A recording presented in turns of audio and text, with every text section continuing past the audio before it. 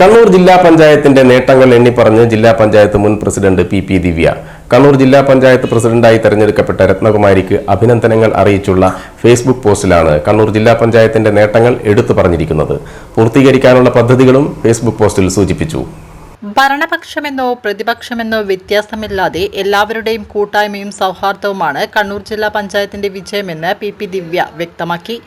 സംസ്ഥാനത്തെ ഏറ്റവും മികച്ച ജില്ലാ പഞ്ചായത്തിനുള്ള 1ാം സ്ഥാനം സ്വരാജ് ട്രോഫി ഉൾപ്പെടെ 4 സംസ്ഥാന അവാർഡുകൾ നേടിയിട്ടുണ്ടെന്നും പി ദിവ്യ ഓർമ്മിപ്പിച്ചു. ആരോഗ്യ വിദ്യാഭ്യാസ മേഖലയിലെ നേട്ടങ്ങളും പി ദിവ്യ ഫേസ്ബുക്ക് പോസ്റ്റിൽ കുറിച്ചു. അതേസമയം ചില പദ്ധതികൾ പൂർത്തിയാക്കാനുണ്ടെന്നും പി ദിവ്യ പറഞ്ഞു. കുറച്ചു മാസങ്ങൾക്കുള്ളിൽ നമുക്ക് പൂർത്തിയാക്കാനുള്ളത് അനവധി സ്വപ്നങ്ങളാണെന്നും ദിവ്യ കൂട്ടിച്ചേർത്തു.